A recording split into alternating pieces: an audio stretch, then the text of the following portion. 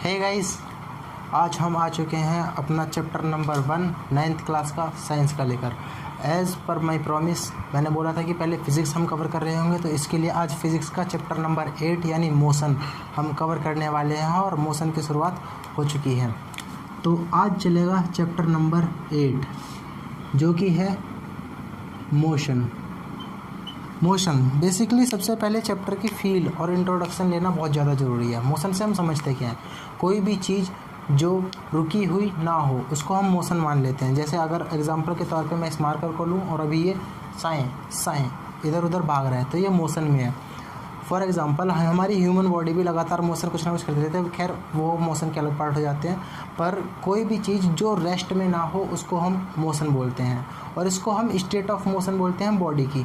जैसे कि अगर एक बॉडी रेस्ट में है तो उसकी स्टेट ऑफ मोशन रेस्ट हो गई, मतलब उसका स्टेट ऑफ मोशन कुछ भी नहीं है। और अगर हमारी बॉडी की देखें तो अगर कोई मूविंग बॉडी है, जैसे कि हम बुलेट फायर करें, तो उसकी कोई स्टेट ऑफ मोशन है। अब मोशन की क्या क्या इससे रिलेटेड टर्मिनोलॉजीज़ हैं, हम उसके बारे में थोड़ा जानते हैं। जैसे कि आज तक सुना ही होगा स्पीड और डिस्टेंस, ये सारी हैं इससे रिलेटेड टर्मिनोलॉजीज़। सबसे पहले डिस्टेंस आती है, मतलब दूरी भी क्या होता है। जैसे कि अगर एक पॉइंट ए ये हो गया, तुम अपने घर से चले और स्कूल तक गए। अब स्कूल की जगह कहीं और भी जा सकते हो, शॉप वगैरह पर। यहाँ से यहाँ तक की दूरी को हम सिंपली डिस्टेंस बोल रहे होते हैं। तो ए से बी पॉइंट तक की दूरी को डिस्टेंस बोलते हैं। अब ये कैसे भी हो सकती है, डिस्टेंस हम पर डिपेंड करती है। जैसे कि मान लो तुम्हारे घर से दुकान तक का सीधा रास्ता नहीं है, तो तुम क्या होगा कि यहाँ से लेफ़्ट लिया, राइट लिया, लेफ़्ट लिया, राइट लिया और घूम फिर के हम अपनी दुकान पर पहुँच गए। या फिर कोई और रास्ता होगा जो लंबा होगा, तो इस रास्ते को जो हमने ट्रैवल किया है इसको हम डिस्टेंस बोल रहे होते हैं। ये है डिस्टेंस। अब एक और चीज़ होती है कि भैया ए से बी तक जाने के लिए तो सीधा सीधा भाग जाओ, पहुँच गए बी पर, लेकिन इसको हम बोलते हैं डिस्प्लेसमेंट, जो इसकी फैक्टर फॉर्म होती है। उसके बारे में भी मैं बताता हूँ। डिस्टेंस तो होगी बेसिकली दूरी, जो ए से बी पॉइंट तक जाने के लिए हमने जितना डिस्टेंस कवर किया या जिस भी रास्ते को हम ऑब्टेन करते हुए जितनी दूरी तक हमने चला। जैसे कि अगर बाइक को लेकर हम कहीं और एक डेस्टिनेशन से दूसरी डेस्टिनेशन पे जा रहे हैं, तो उसके मीटर में जो रीडिंग आती है वो डिस्टेंस की आती है, वो डिस्प्लेसमेंट की नहीं होती। तो डिस्टेंस बेसिकली होगी दूरी, या फिर यूँ कह लो डिस्टेंस बिटवीन, या फिर डिस्टेंस जो हमने ट्रैवल किया है, जो हमने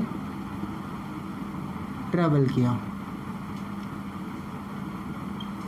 दूसरी चीज़ होती है डिस्प्लेसमेंट। अब ये दोनों ही काफ़ी सिमिलर सी लगती हैं और कन्फ्यूज़न भी रहता है बच्चों में इस चीज़ को लेकर, डिस्प्लेसमेंट और डिस्टेंस में। डिस्प्लेसमेंट होती है shortest distance of the path, मतलब ए से बी जाने के मान लो इनफाइनाइट रास्ते हो सकते हैं, ऐसे भी जा सकते हो, ऐसे भी जा सकते हो, और दिमाग फिर गया तो उल्टे घूम के और फिर भी जा रहे हैं हम बी पर। लेकिन जो शॉर्टेस्ट डिस्टेंस होता है उसको हम डिस्प्लेसमेंट बोलते हैं। जैसे कि सटाक सीधे सीधे जाने में कितना टाइम लगेगा। इस टर्मिनोलॉजी को, जो डिस्प्लेसमेंट वाली टर्मिनोलॉजी है, इसलिए अधिकतर एरोप्लेन्स वगैरह और हेलीकॉप्टर्स वगैरह के रास्ते देखने में होते हैं, क्योंकि अपने इधर तो कोई सीधा रास्ता है नहीं।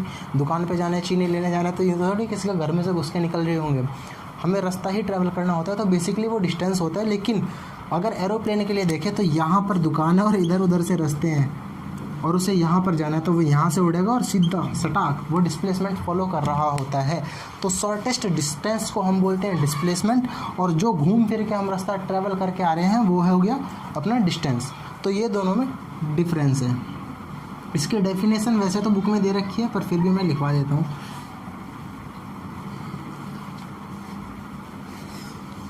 तब तक हम मिटोते हैं, आप थोड़ा सा अपने दिमाग को विराम दो, सोचो इसके बारे में। अब ये जो अपना मोशन है, इसको डिटरमाइन करने का भी एक बहुत ही ज़्यादा इम्पोर्टेंट चीज़ या फिक्स्ड पॉइंट से हम रिलेट कर रहे होते हैं। जैसे कि अगर हम स्पीड की बात करें तो हम स्पीड को कैसे देख रहे होते हैं कि रोड पे हम खड़े हैं, हमारे साइड में से कोई 100 की स्पीड पे गाड़ी या बाइक को निकाल के लेके जाए तो हम बोलते हैं कि वो कितनी तेज़ गया, या फिर 100 की स्पीड पे गया, 150 की स्पीड पे गया।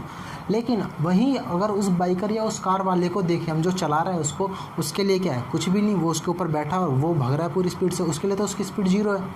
मतलब अगर रिलेटिवली बात करें तो ये होता है रेफरेंस पॉइंट। हम रेफरेंस पॉइंट से इसकी कुछ भी मोशन की स्टेट को नाप रहे होते हैं कि ये हमारे रिलेटिव में इतना है। जैसे कि ये तुम्हारा घर है और तुम्हारे घर से, जैसे यार ये क्वेश्चन तो जनरली तुम्हारे दोस्त ने या किसी टीचर वगैरह ने पूछा ही होगा कि तुम्हारा घर कहाँ पर है, तो हम क्या बोलते हैं कि सर हमारा घर स्कूल से 1 किलोमीटर दूर है। तो उस केस में हमारा स्कूल जो हो रहा होता है वो हो रहा होता है रेफरेंस पॉइंट। रेफरेंस पॉइंट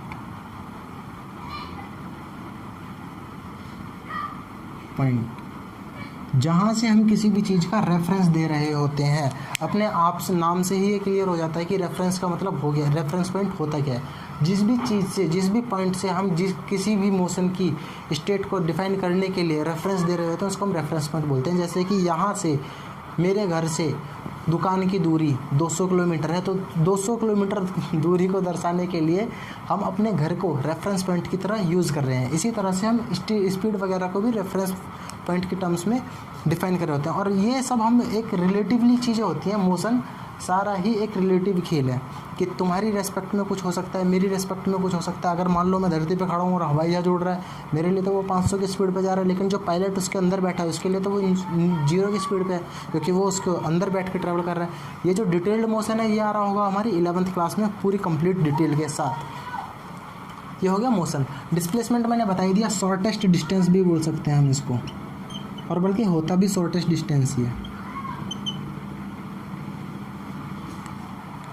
अब तीसरी चीज़ आ रखी होती है वो होती है टाइम। टाइम तो हमें पता ही है, टाइम होता क्या है भाई, अपना जो घड़ी में दिख रहा होता है टाइम। इसको जनरली हम इसमें सेकंड्स में ले रहे होते हैं, वो न्यूमेरिकल्स की बात है। पर टाइम तो वही जो हमने देखा कि 5 सेकंड, 10 सेकंड, 1 घंटा, 2 घंटा, 10 घंटे, ये सब। तीसरी जो इम्पोर्टेंट चीज़ है वो है स्पीड। स्पीड क्या होता है? स्पीड तो हमने सुना ही है, अभी इतने सारे एग्जाम्पल में भी हमने स्पीड वर्ड का यूज़ किया है। स्पीड बताई हुई है कि 10 किलोमीटर प्रति घंटा, ये सब वो क्या होती है स्पीड। जैसे मान लो हम बाइक पे बैठे और बाइक पे बैठने के बाद हमने जो एक्सेलरेटर को उसके खींचते हैं बाइक की सुई घूमते घूमते 50, 60, 70, 80, 90 तक पहुंच गई। तो 90 का मतलब क्या है? 90 का मतलब है कि तुम 1 घंटे तक अगर उसी पॉइंट पर रोक के रखो एक्सेलरेटर को, तो बाइक 90 किलोमीटर का डिस्टेंस कवर कर जाएगी अगले 1 घंटे में। इस चीज़ को हम बोलते हैं स्पीड, यानी कितना डिस्टेंस कवर कर रही है और कितने गिवन टाइम में। ये तो फॉर्मूला है 8th क्लास में भी होता है, डिस्टेंस अपॉन टाइम। डिस्टेंस यानी ये, टाइम यानी ये, इसको बोलते हैं हम स्पीड। कितना डिस्टेंस किया कितने टाइम में, टाइम इंटरवल में। डिस्टेंस को हम ले रहे होते हैं मीटर में और टाइम को ले रहे होते हैं सेकंड्स में जनरली। तो इसकी एसआई यूनिट क्या निकल के आई? मीटर पर सेकंड। उसी तरह से डिस्टेंस को ले रहे होते हैं हम मीटर में,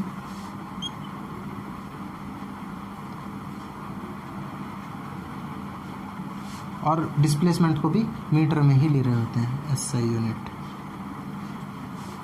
इसकी हो गई मीटर पर सेकंड, टाइम की सेकंड। एक और टर्मिनोलॉजी आती है वो होती है वेलोसिटी। अब वेलोसिटी क्या है? वेलोसिटी भी बेसिकली मोटी, अगर लेमन लैंग्वेज में बोले तो हम स्पीड ही बोल सकते हैं। और जब मैं 9th क्लास में था मुझे खुद को भी कन्फ्यूज़न था इस चीज़ को लेकर कि स्पीड और वेलोसिटी होती क्या है, इनमें डिफरेंस क्या होता है, how to differentiate between speed and velocity. इसको डिफ्रेंशिएट करने के लिए मैं बिल्कुल डिस्प्लेसमेंट से ही रिलेशन इसका साधने की कोशिश करता हूँ। वो है इस तरह से, जैसे अभी हमने स्पीड के बारे में पढ़ा, वहाँ पर तो डिस्टेंस है, और अगर हम वेलोसिटी की बात करें तो इसमें आता है डिस्प्लेसमेंट अपॉन टाइम टेकन। मतलब कितना डिस्प्लेसमेंट हुआ है कितने गिवन टाइम में। ऐसा यूनिट इसकी भी सेम ही हो रही होती है, डिस्प्लेसमेंट मीटर में, टाइम सेकंड में, तो मीटर पर सेकंड इसकी ऐसा यूनिट है। वेलोसिटी, अब इसमें अंतर क्या है? अंतर ये बेसिकली यही हो जाता है वेक्टर फॉर्म का। मतलब ये तो वेक्टर फॉर्म हो गई वेलोसिटी, और ये स्केलर फॉर्म होती है स्पीड जो है। मतलब स्केलर वेक्टर अभी हमें समझ में नहीं आएंगे इतने इजीली, तो इसके बारे में देसी तरीके से बताने की कोशिश करता हूँ। स्पीड तो हो गई कि कितनी स्पीड, कितना डिस्टेंस तुम कवर कर रहे हो 1 घंटे में, हो गई अपनी स्पीड कि 10 किलोमीटर या 50 किलोमीटर हमने 1 घंटे में ट्रैवल किया। 1 घंटा भी नहीं बल्कि जितना भी हमें गिवन टाइम है। और वेलोसिटी होती है अपनी कि हमने किस डायरेक्शन में कितना डिस्टेंस ट्रेवल किया कितने टाइम में, मतलब यहाँ पे एक डायरेक्शन वर्ड आ गया। डायरेक्शन वर्ड यानी किस डायरेक्शन में, यानी लेफ़्ट की तरफ या राइट की तरफ या सामने या पीछे या east west north south north east, जिधर की तरफ भी हमने डायरेक्शन डिस्टेंस ट्रेवल किया है वो अपॉन टाइम। और इसमें डायरेक्शन भी पता लग रही होती है हमें। बेसिकली डिस्प्लेसमेंट और वेलोसिटी ये दोनों वेक्टर क्वांटिटीज़ होती हैं। वेक्टर क्वांटिटी क्या होती है इसके बारे में आगे हम वैसे डिटेल में पढ़ रहे होंगे 11th क्लास में अच्छे से, लेकिन फिर भी मैं मोटा मोटा बता देता हूँ। वेक्टर होती हैं वो जिनमें मैग्नीट्यूड मतलब जो हमारी न्यूमेरिकल वैल्यू आती है वो तो आती ही आती है, साथ के साथ डायरेक्शन भी आ रही होती है, उसको बोलते हैं हम वेक्टर। और स्केलर होते हैं जिसमें केवल मैग्नीट्यूड आता है। इसके बारे में लिखा देता हूँ। वैसे इन सब के आपको नोट्स डिस्क्रिप्शन में मैं डाल दूँगा, इसके PDF वगैरह बना के, या फिर लिंक दे दूँगा अपने ड्राइव का, वहाँ से डाउनलोड कर सकते हो प्रॉपर नोट्स। चलो हम तब तक मिटाते हैं। तो अब मैं बताने वाला था स्केलर और वेक्टर के बीच में डिफरेंस। स्केलर और वेक्टर क्या डिफरेंस होता है? स्केलर में केवल मैग्नीट्यूड होता है, मैग्नीट्यूड ओनली। अब ये मैग्नीट्यूड क्या आफत है? मैग्नीट्यूड है यानी मात्रा। जैसे कि स्पीड की ही बात देखें हम तो वो क्या होती है 10 किलोमीटर पर आवर। तो ये जो 10 है ये इसका मैग्नीट्यूड है, यानी इसकी मात्रा कितनी है, यानी इसमें पावर, एक पावर तो नहीं है, एप्रोप्रिएट वर्ड नहीं है, इसकी क्षमता कितनी है, तो वो हो गया मैग्नीट्यूड। और इसमें वेलोसिटी, इस वेक्टर में मैग्नीट्यूड तो आता ही आता है कि मैग्नीट्यूड तो है ही है, यानी मात्रा तो है ही है, एंड डायरेक्शन एज वेल। इसका एग्जाम्पल है अपना अभी देखा हमने डिस्टेंस, और इसका अपना एग्जाम्पल हो गया वही डिस्प्लेसमेंट। और एग्जाम्पल लेने की इच्छा है तो वेलोसिटी,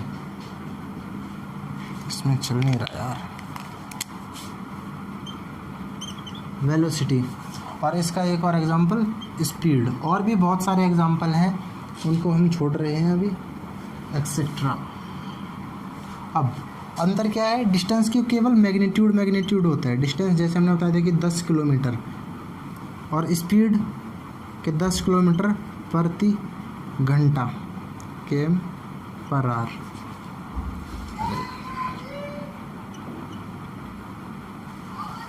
वहीं अगर इस वेक्टर की क्वांटिटी की बात करें हम तो इसमें आ रहा होता है डायरेक्शन। जैसे कि अगर डिस्प्लेसमेंट की बात करूँ, इसको बोल दिया मैंने 10 किलोमीटर टुवार्ड्स ईस्ट। अब इसमें टुवार्ड्स ईस्ट यानी डायरेक्शन का मेंशन कर दिया कि स्पेसिफिक डायरेक्शन में ही हमें जाना है।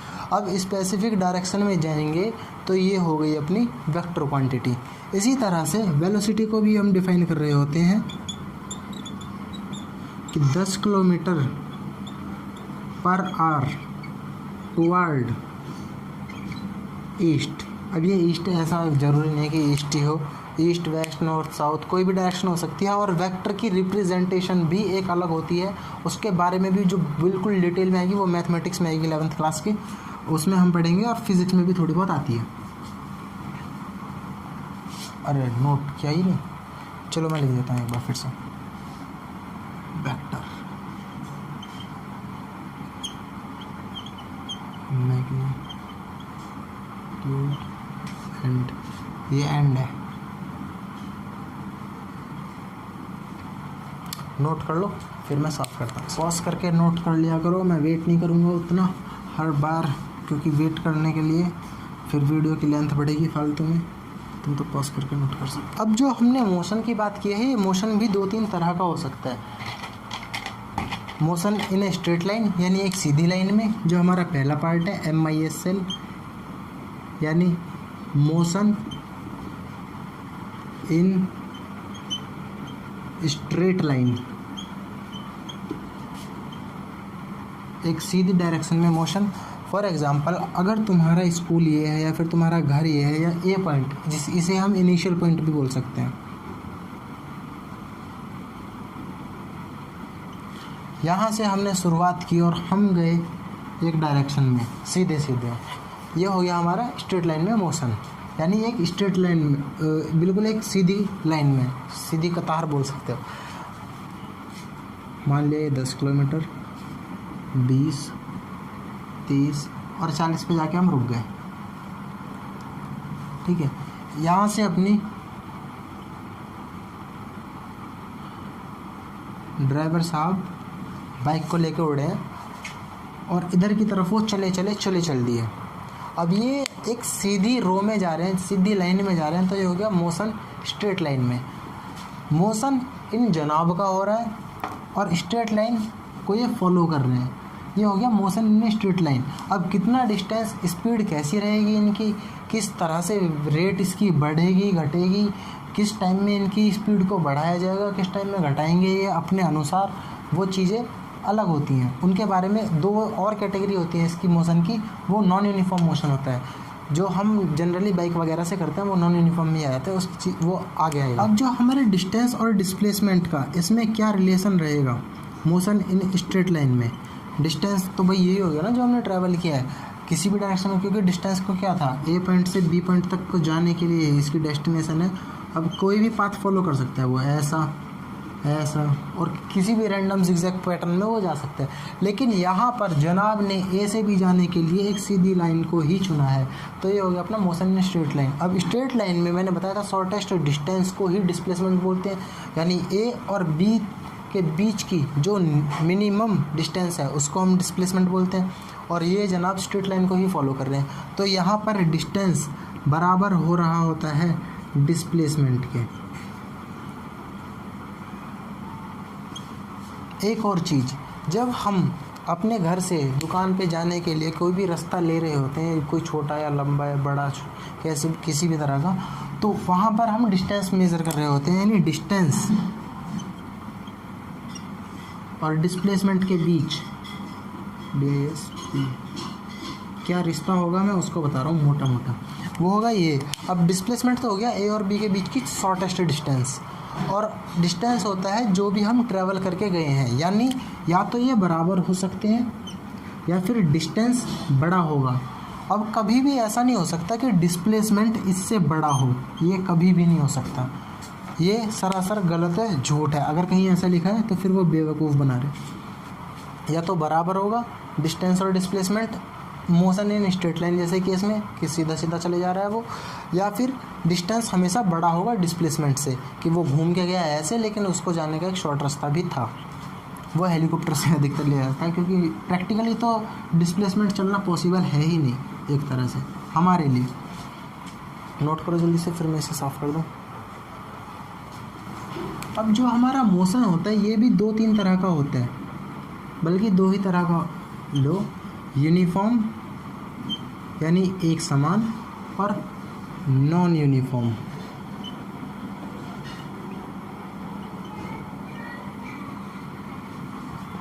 यूनिफॉर्म मतलब कि हमने एक पॉइंट से स्टार्टिंग की, जहाँ से भी हम चले, मान लो हम अगर अपने भाई के साथ मामा के घर जा रहे हैं, तो कार में बैठे, कार में बैठने के बाद हम चल दिए मामा के घर की तरफ। अगर भैया ने घर ही एक्सेलरेटर पे पैर रखा और 100 की स्पीड सीधे उड़ा दी, पापा के सामने ही उन्होंने 100 किलोमीटर प्रति घंटा की स्पीड पकड़ ली, और फिर अब ये वो अपने घर से, ये हो गया अपना घर,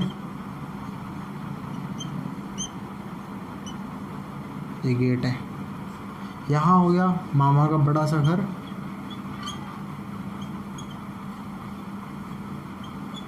ये अड़ोसी पड़ोसी हो गए, और वो सीधा यहाँ से यहाँ तक 100 किलोमीटर की स्पीड से ही गया। अब मान लो तुम्हारे मामा का घर भी 100 किलोमीटर दूर है, तो 1 घंटे में पहुँच जाएंगे, खैर वो बात अलग है, पर वो यहाँ से यहाँ तक पूरे डिस्टेंस के दौरान उन्होंने स्पीड को बिल्कुल भी कम नहीं किया, 100 किलोमीटर पर आवर की स्पीड ही रखी, तो वो आएगा पार्ट यूनिफॉर्म मोशन का, यानी स्पीड बिकम्स नहीं, motion in which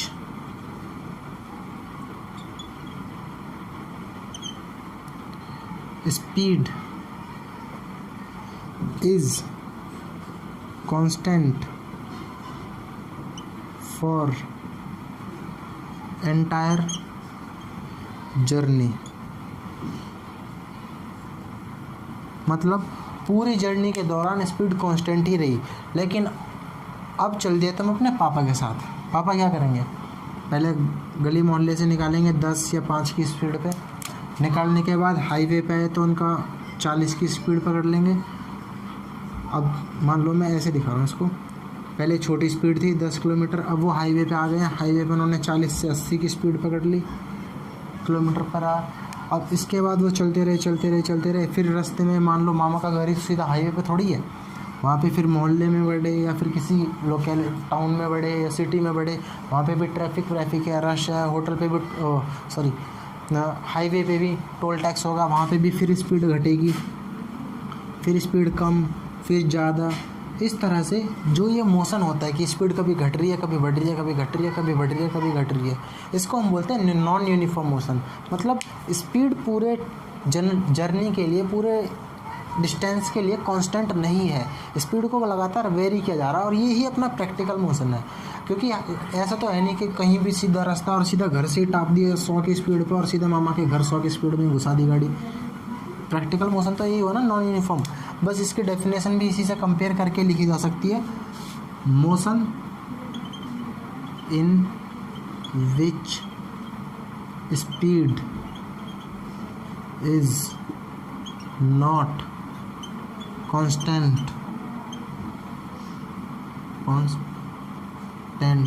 for entire journey।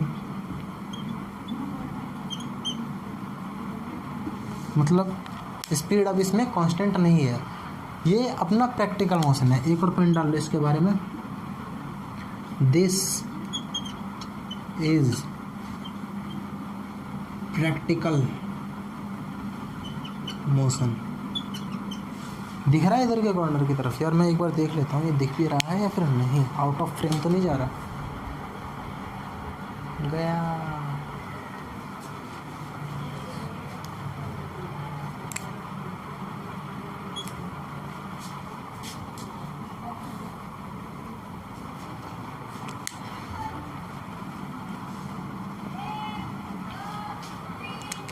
Practical motion भी इसे हम बोल सकते हैं,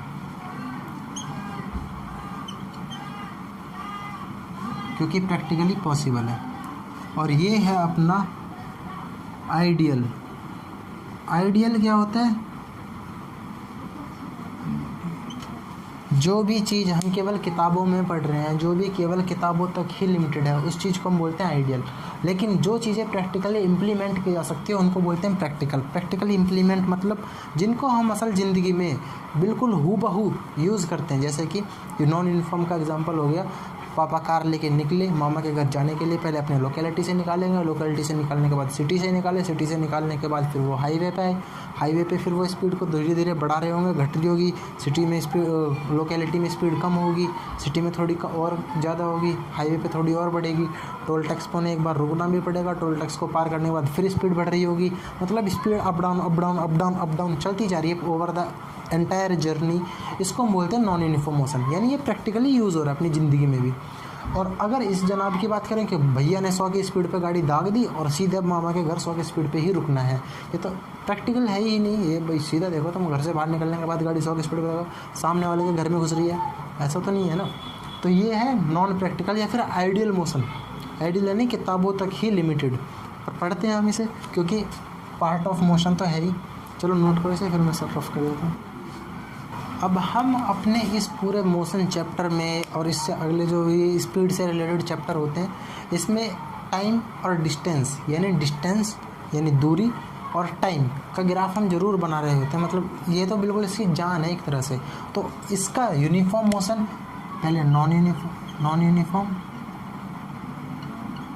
मोशन और एक यूनिफॉर्म मोशन, इनके ग्राफ किस तरह से होंगे। यूनिफॉर्म मोशन और ग्राफ का किस किस के उसमें रिस्पेक्ट में, वाई एक्सिस पे, यानी हमारे कोऑर्डिनेट सिस्टम जो होता है ऐसे, इधर की तरफ एक्स होता है, इधर की तरफ वाई एक्सिस पे हम प्लॉट कर रहे होंगे डिस्टेंस को, यानी 5 किलोमीटर, 10 किलोमीटर, 15, 20, 25, और इधर की तरफ time 5 second, 10 second, 15 second, 20 second. इस तरह से इधर की तरफ टाइम हो गया, यानी टाइम इस एक्सिस में और डिस्प्लेसमेंट इस एक्सिस में आ रहे हैं फ्रेम में।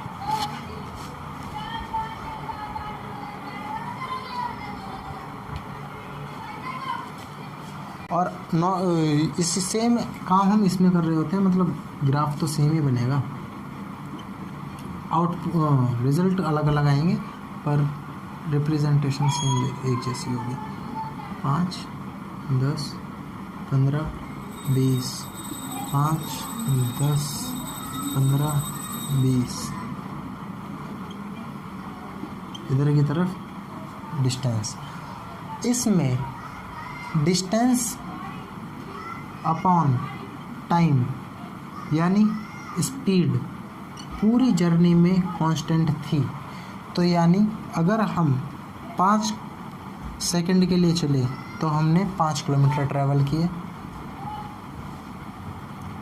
10 सेकंड के लिए चले तो हमने 10 ट्रैवल किए, यानी एक लीनियर सीधी लाइन ग्राफ बन रहा होगा। कुछ भी हो सकता है ये, अब कुछ भी मैंने क्यों बोला उसकी अभी मैं फील दे रहा हूँ। एक सीधी लाइन तो ये हो गई, लेकिन सीधी लाइन ऐसी भी तो हो सकती है, सीधी लाइन ऐसी भी तो हो सकती है, ये सारी सीधी लाइन है और यूनिफॉर्म मोशन में सीधी लाइन ही बनती है और हम इसी को पढ़ेंगे, आइडियल मोशन ही हम पढ़ते हैं। नॉन यूनिफॉर्म तो हमारे बस की बात है ही नहीं। इसमें लाइन सीधी होगी, अब वो छोटी बड़ी यानी कम एंगल वाली हो सकती है, एक्स एक्सिस के साथ वो कम एंगल बना रही हो, ये एक्स एक्सिस है ना अपना, वही एक्स एक्सिस वाला एक्सिस, इसके साथ मान लो कम एंगल बना रही हो सकता है कि इसके साथ ज़्यादा एंगल बना रही हो सकता है और ज़्यादा एंगल बना रही हो। अब एंगल क्या कि कितना इसके और इसके बीच में एंगल है, एंगल तो समझते हैं ना, कौन कितना है। जैसे अपने एक ट्रायंगल का ये वाला एक एंगल होता है, उसी तरह से इसके बीच में एंगल कितना है, वो चीज़ हम मेज़र कर रहे हैं, वो अलग अलग हो सकता है। और एक और बात, हाँ ये बता देता हूँ मैं, एंगल जितना ज़्यादा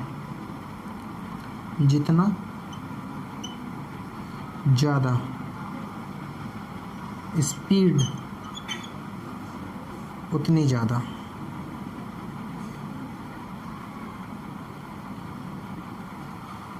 अब ये किस तरह से पता लगा, इसके लिए आता है एक स्लोप कॉन्सेप्ट। स्लोप कॉन्सेप्ट भी लाइक वो भी तुम्हारे सिलेबस से बाहर है, बस ये जान लो जितना ज़्यादा एंगल उतनी ज़्यादा स्पीड, इसी से पता लग जाएगा। लेकिन अगर अभी हम नॉन यूनिफॉर्म की बात करें तो उसमें घर से जब पापा ने कार निकाली थी, मान लो जब 5 किलोमीटर की स्पीड से चल रहे थे,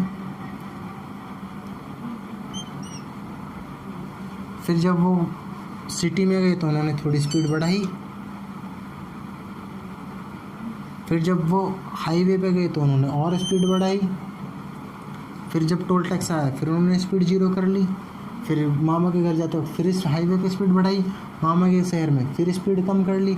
इस तरह से जिगजैग इसका कर्व बनता जा रहा है। इसको हम बोलते हैं नॉन यूनिफॉर्म मोशन। डिफरेंस साफ साफ ग्राफ से देखा जा सकता है, यूनिफॉर्म में सीधी लाइन बनती है, नॉन यूनिफॉर्म में अलग अलग लाइन बनती है। अब मैंने बताया था एंगल, डिस्टेंस और टाइम के ग्राफ में स्लोप यानी एंगल से हमें सीधा स्पीड पता लगी होती है। तो यहाँ पे देखो, अगर हम इसकी बात करें इसमें एंगल कम है, और इसकी बात करें तो इसमें एंगल ज़्यादा है, इसमें एंगल और भी ज़्यादा है, यहाँ पे एंगल आके 0 हो गया। एक्स एक्सिस के साथ एंगल देखते हैं हमेशा, ये एक्स एक्सिस है ना, ये वाला यहाँ पे बताया था अभी कोऑर्डिनेट सिस्टम एक्स एक्सिस, इसके साथ एंगल यहाँ पे सबसे ज़्यादा है, तो ये सबसे ज़्यादा स्पीड होगी। और यहाँ पे कतई 0 है, ये एक्स एक्सिस और ये दोनों एक दूसरे के पैरेलल ही हो गए, सीधी लाइन बना रहे हैं, तो यहाँ पे एंगल 0 है, तो यहाँ पे स्पीड भी 0। ये टोल टैक्स पे जब वो रुके हैं, उसके बाद फिर उन्होंने हाईवे पे स्पीड बढ़ाई है, तो फिर से उनकी स्पीड बढ़ गई। मामा के घर जाते वक्त फिर उन्होंने अब उनके लोकेलिटी में घुस गए, फिर स्पीड घटी है, यानी फिर से एंगल कम हो गया, तो फिर से स्पीड कम। समझ रहे हो, ये स्पीड का रिलेशन है। यानी डिस्टेंस और टाइम ग्राफ के बीच में जो भी हमारा लाइन जारी होगी, जो भी कर्व बनेगा, कर्व यानी जो भी इसका ग्राफ बन रहा होगा, उसका जो भी हम उस टाइम पे एंगल देख लेंगे एक्स एक्सिस के साथ, उससे हमें स्पीड का अंदाज़ा लग जाएगा कि जितना ज़्यादा एंगल उतनी ज़्यादा स्पीड। ये वाला कॉन्सेप्ट ये दोनों में वैलिड है, जितना ज़्यादा एंगल उतनी ज़्यादा स्पीड। तो जिस तरह से एंगल बढ़ रहा होगा, एंगल जैसे जैसे बढ़ेगा वैसे उस तरह से स्पीड बढ़ती जाएगी। नॉन यूनिफॉर्म मोशन में ऐसा मोशन बन सकता है कि मान लो घर पे ऐसी स्पीड थी, फिर पापा ने स्पीड बढ़ाई तो ऐसी बन गई, और फिर टोल टैक्स पे रुके फिर और स्पीड बढ़ी, ऐसे बढ़ते चल सकता है। लेकिन इस वाले में बिल्कुल सीधी ही लाइन जाएगी कि एक लाइन है और इसी को पापा फॉलो कर रहे हैं। मान लो ये भैया वाला केस हो गया, उन्होंने घर से निकाली, अगर हो सकता है कि भैया 10 किलोमीटर की स्पीड पर घर से निकालें तो 10 किलोमीटर, मान लो 50 किलोमीटर की स्पीड पे निकाली तो एंगल फिर से बढ़ रहा होगा एक्सिस के साथ, 50 किलोमीटर। 100 की पे निकाली तो 100 किलोमीटर, 150 की पे निकाली 150 किलोमीटर, 200 की पे निकाली 200 किलोमीटर। और ऐसा आ सकता है कि उन्होंने कहते हैं हवाई जहाज ही बना दिया हो गाड़ी का, इन्फिनिटी स्पीड से निकाली तो बिल्कुल 90 डिग्री पे कतई वो स्पीड आ जाएगी जिसको अचीव कभी किया ही नहीं जा सकता, यानी स्पीड ऑफ लाइट से भी परे।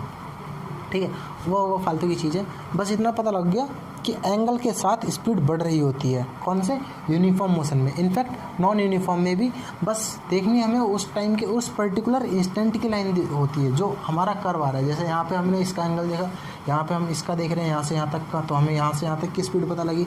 इतने टाइम के लिए तो कांस्टेंट थी, फिर पापा जब गाँव अपने लोकेलिटी से बाहर निकले, सिटी में घुसे, तब उनकी स्पीड और फिर से इतने टाइम के लिए कांस्टेंट है लेकिन थोड़ी ज़्यादा है। फिर हाईवे पे उनकी फिर से कांस्टेंट है पर बहुत ज़्यादा है। फिर टोल टैक्स पे फिर कुछ टाइम के लिए जब तक वो रुके, जब तक उनकी स्पीड 0 है, क्योंकि पर्ची वर्ची कटाने में जो भी टाइम लगता है। और फिर से उसके बाद हाईवे पे जब चढ़े फिर उतने टाइम के लिए उनकी स्पीड कांस्टेंट है, सीधी लाइन में रखी है।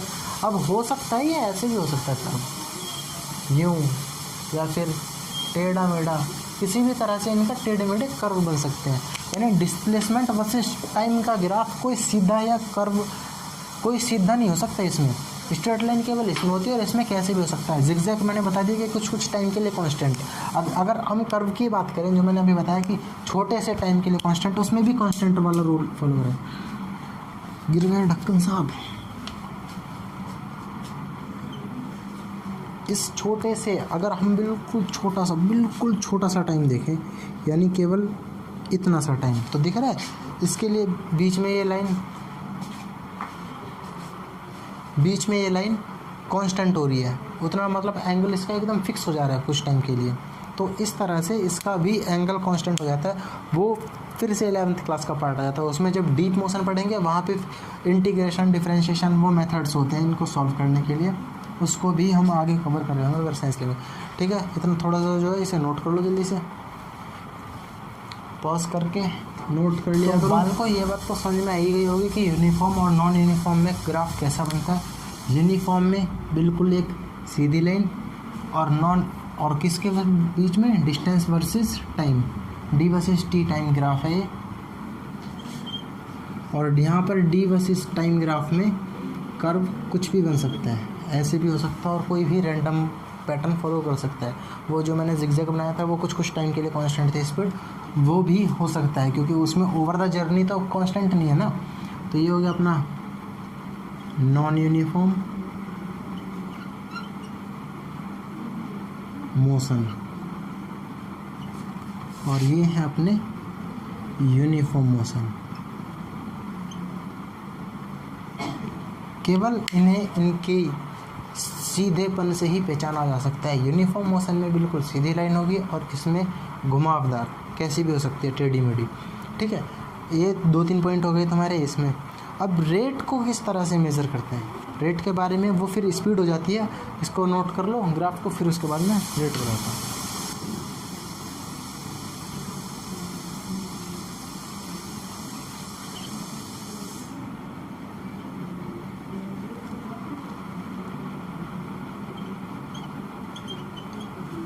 अब जब भी ज़िंदगी में रेट की बात आए, अब रेट या दाम वाला रेट नहीं है कि पैसे वाली बात दिमाग में घूमने लगे। ये रेट टाइम की रेस्पेक्ट में बात है। जैसे मान लो अगर तुमने एक वो मेहंदी की वो होती है, क्या आती है वो, जिसमें मेहंदी भरी हुई होती है और वो हाथ वाथ सजाने के लिए यूज़ करती हैं औरतें, वही चीज़ हम पेपर की बना सकते हैं। यानी कुछ ऐसा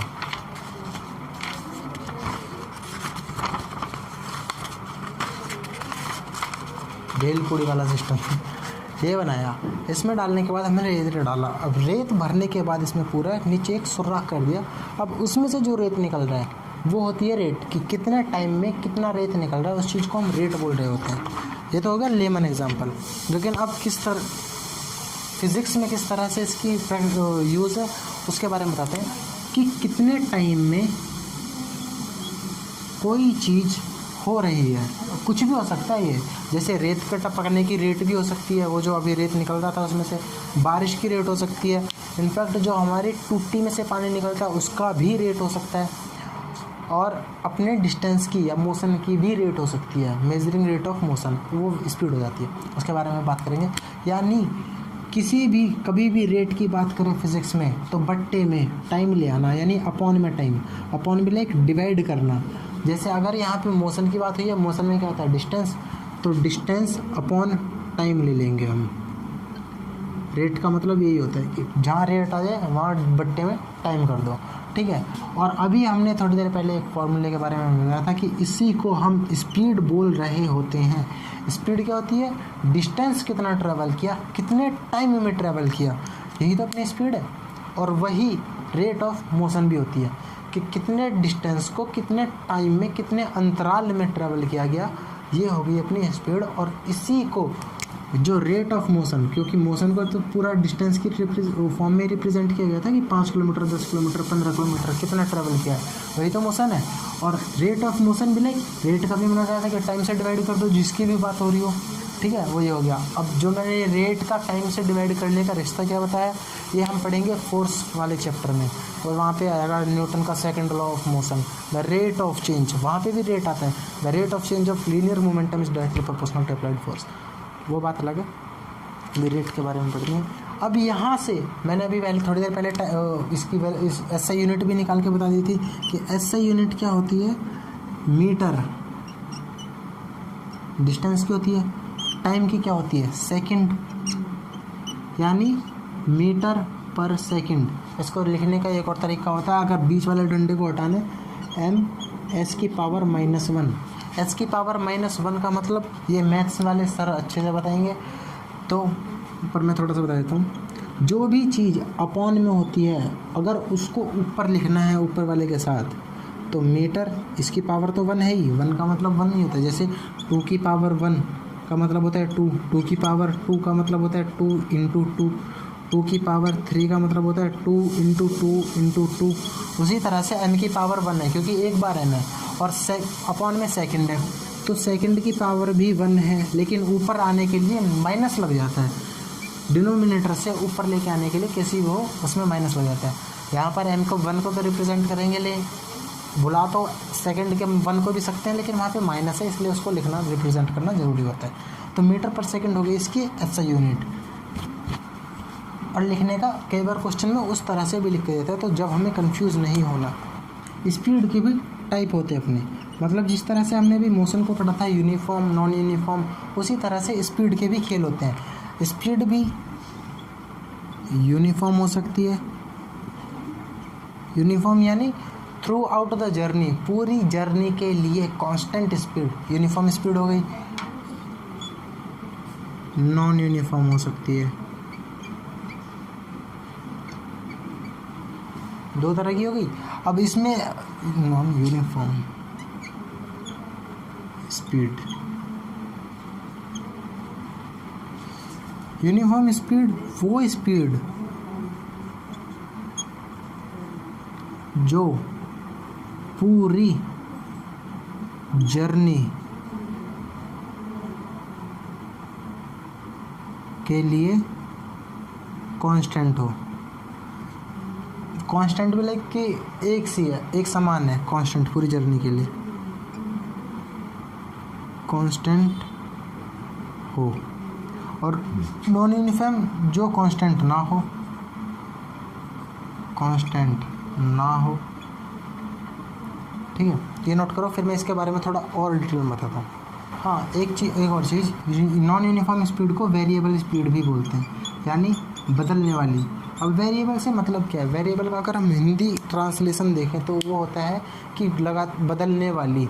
जैसे कि अगर तुम स्पीड को देखो अपने, वही पापा वाली स्पीड के एग्जांपल लेते हैं कि वो घर से निकलने के बाद उन्होंने अभी कुछ उनकी स्पीड है, फिर कुछ टाइम के बाद कुछ और हो गई, कुछ और हो गई, है तो स्पीड ही, कुछ ना कुछ स्पीड से तो चल रही है, अभी तो वहाँ घर जाएंगे, अगर रुक गए तो कहाँ जाएंगे। स्पीड है उनके पास कुछ, लेकिन वो बदलती बदलती बदलती जा रही है। कभी वो कुछ है, कभी वो कुछ है, कभी वो कुछ है। अब जो बदलने वाली चीज़ होती हैं उनको हम बोलते हैं वेरिएबल। वेरिएबल वो चीज़ें जो बदल रही हैं। इसी और ये स्पीड होती है, नॉन यूनिफॉर्म स्पीड को वेरिएबल ही बोलते हैं। क्योंकि हमने नॉन यूनिफॉर्म में देखा था ना, पापा ने स्पीड कभी कम की, कभी ज़्यादा की, कभी तो एंगल छोटा था, कभी ज़्यादा था, कभी फिर और ज़्यादा था, कभी फिर से कम हुआ, फिर कम हुआ, मामा के घर जाके फिर से उन्होंने गाड़ी रोक दी, मामा के घर तो जाना ही था ना, फिर धीरे बढ़ी, फिर घटी बढ़ी घटी। उसी को हम बोलते हैं नॉन यूनिफॉर्म मोशन। और नॉन यूनिफॉर्म मोशन में नॉन यूनिफॉर्म स्पीड थी, और उस स्पीड को हम वेरिएबल स्पीड भी बोलते हैं। ठीक है, अब नोट करो इसे, फिर मैं रब कर देता हूँ। अब स्पीड अभी मैंने बोला था, स्पीड दो तरह की होती है, यूनिफॉर्म नॉन यूनिफॉर्म, यानी कांस्टेंट और वेरिएबल। कांस्टेंट वो जो पूरी जर्नी के लिए फिक्स हो गई हो, और वेरिएबल वो जो जर्नी में बदलती रहती है, अप डाउन होती रहती है। अब दो तरह की स्पीड की बातें और होती हैं, वो होती हैं एक तो एवरेज स्पीड,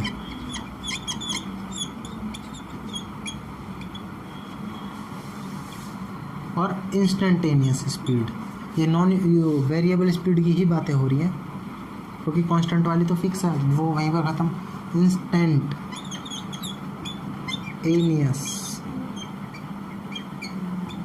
स्पीड, इंस्टेंटेनियस का मतलब होता है तुरंत, उस टाइम के, तुरंत, तत्काल, एक तरह से बोल सकते हैं इसे, तत्काल उसी टाइम की स्पीड क्या होगी। अब एवरेज स्पीड भी लाइक तुमने पूरी जर्नी में टाइम तो ट्रैवल किया, किसी स्पीड से चल रहे थे, कभी 5 किलोमीटर की स्पीड थी, कभी 10 किलोमीटर की स्पीड थी, कभी 50 किलोमीटर की स्पीड थी। लेकिन अगर पूरी जर्नी में देखेंगे ऑन इन एवरेज किस स्पीड से गए, जैसे एवरेज का एक मैं फील वाला एग्जांपल बताता हूँ। मान लो तुम 4 बहन भाई हो, 4 बहन भाई में रिश्तेदार आए, छोटे वाले को 5 रुपये दे गए उसके हिसाब से, बड़े वाले को 10 रुपये दे गए, उससे बड़े वाले को 15 रुपये दे गए, और उससे बड़े वाले को 40 रुपये दे गए। अब 40 उसके, 10 उसके 50, 5 उसके और 15 इसके, 20 वो हो गए, 50 भी 70 रुपये तुम 4 भाइयों या भाई बहनों को दे गए हो। अब उनको अगर एवरेज निकाले कि फूफा या जो भी थे वो रिलेटिव, उनकी जेब से ऑन इन एवरेज हर बच्चे के लिए कितने पैसे गए, तो वो होगा 70/4, यानी 35/4, 17.5 रुपीज़ ईच बच्चे के हिसाब से वो दे गए। लेकिन तुम्हारे पास तो अलग अलग है ना, तो वो होती है एवरेज स्पीड। बिल्कुल सेम टू सेम कॉन्सेप्ट यहीं पे अप्लाई हो रहा होता है कि मान लो कभी स्पीड ज़्यादा रही होगी, कभी स्पीड कम थी, कभी कम थी, कभी और ज़्यादा थी, कभी और ज़्यादा थी। ओवर द एंटायर जर्नी किस स्पीड से हम चले, यानी टोटल डिस्टेंस की बात हो रही है कि मामा के घर जाने में पूरा डिस्टेंस हमने कितना कवर किया, डिस्टेंस नहीं, टोटल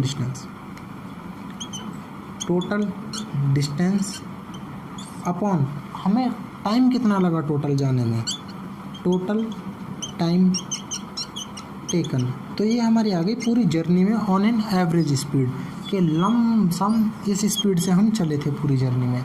और इंस्टेंटेनियस वो स्पीड होती है जो बिल्कुल एक पर्टिकुलर टाइम पे क्या थी। मान लो घर से पापा निकले, कॉलोनी में उन्होंने 10 की स्पीड से गाड़ी चलाई, सिटी में आए, सिटी में उन्होंने 15 की स्पीड से गाड़ी चलाई, हाईवे पे आए उन्होंने 40 की स्पीड से गाड़ी चलाई। अब हाईवे में भी कई बार रश वाला एरिया आ जाता है कि साइड से गाड़ी जा रही है, बाजू से गाड़ी जा रही है, ट्रक जा रहे हैं, तो वहाँ पे 40 की स्पीड थी। फिर जब वो सब क्लियर हो गया रोड, तो पापा को भी गर्म खून था, उनके भी भरी चाक भी, उन्होंने दी स्पीड, अब वो 80 या 100 की स्पीड से चल रहे हैं। तो उस पर्टिकुलर टाइम में किस स्पीड से जा रहे हैं वो किसी भी टाइम में पूछ सकता है वो अपने हिसाब से क्वेश्चन। तो वो होती है इंस्टेंटेनियस कि अभी की स्पीड क्या है। मान लो अभी 40 है, अगले ही क्षण उन्होंने 100 ले ली, तो अभी की बात क्या है, अगली की बात मत करो ना, पीछे की बात करेंगे। अभी 40 है, कुछ टाइम पहले 15 थी, आगे 80 होने वाली है या 100 होने वाली है, लेकिन अभी तो 40 है ना। और अगर हम थोड़ी देर बाद की बात करें जब 100 हो रही होगी, पर अभी की जो है बिल्कुल इंस्टेंटेनियस, बिल्कुल तत्काल की बात क्या है, उसको बोलते हैं इंस्टेंटेनियस। इसका कुछ फार्मूला नहीं, इसकी फिर वो छोटी छोटी बातें आती हैं कि बहुत छोटी सी चीज़ को रिप्रेजेंट करने का होता है फॉर्मूला, डी लगा दो, डी यानी बहुत छोटी सी। अब टोटल डिस्टेंस, डी छोटा सा डिस्टेंस को रिप्रेजेंट करते हैं हम एस उससे, एस रिप्रेजेंटेशन होती है, मैं भी सारी रिप्रेजेंटेशन इनकी लिखवा दूंगा। तो डिस्टेंस को हम लिखते हैं एस से, डी एस अपॉन कितना हमने टाइम लिया, छोटे से टाइम के लिए, क्योंकि स्पीड तो वही निकलेगी ना। ये होती है इंस्टेंटेनियस स्पीड। ये इसका फॉर्मूला हो गया। यूनिट, ऐसा यूनिट दोनों की सेम ही होती है, मीटर पर सेकंड, या फिर लिखने का तरीका ms -1 पावर -1, ठीक है। ये लिख लो। इसके बाद बस एक चीज़ और फिर आज के लिए इनफ। आज हमने इंस्टेंटेनियस पढ़ लिया, एवरेज पढ़ लिया, यूनिफॉर्म पढ़ लिया, नॉन यूनिफॉर्म पढ़ लिया। अब मैं बता देता हूँ इनके कुछ वो होती है, नोटेशन होती है, जैसे इनको रिप्रेजेंट करने का तरीका क्या है। जैसे सर्कल की बात करें हम, सर्कल में सेंटर को अधिकतर हम O से डिनोट करते हैं, डायमीटर को D से डिनोट करते हैं, रेडियस को R से डिनोट करते हैं। तो ऐसे ही इनके भी हर किसी के वर्ड हैं। अब वो वर्ड क्या क्या है उनके बारे में थोड़ा सा अब इनको लिखने के क्या क्या तरीके होते हैं। डिस्टेंस को रिप्रेजेंट करने का तरीका होता है D, डिस्प्लेसमेंट को ऐसे, इसका डिस्प्लेसमेंट को हम D से रिप्रेजेंट करते हैं, और टाइम का तो पता ही है T। स्पीड को हम ऐसे ही काम चला लेते हैं कि स्पीड है। वेलोसिटी को लिखने का तरीका V होता है। वेलोसिटी भी दो तरह की होती है, उसके बारे में हम अगली क्लास में बातें कर रहे होंगे। ये हो गए इसके कुछ सिंबल्स। आज की आई होप आपको चीज़ें समझ में आई होंगी। अगर समझ में आई हो तो बहुत अच्छी बात है, वेल एंड गुड। अगली क्लास से पहले इसका अगर 3 से 4 बार रिवीजन ले लोगे तो बहुत सारी चीज़ें अपने आप ही क्लियर हो रही होंगी। पर फिर भी अगर कोई डाउट हो तो आप कमेंट सेक्शन में डाल सकते हो। तो आज के लिए इतना ही, मिलते हैं अगली वीडियो में। तब तक के लिए बाय बाय, टेक केयर।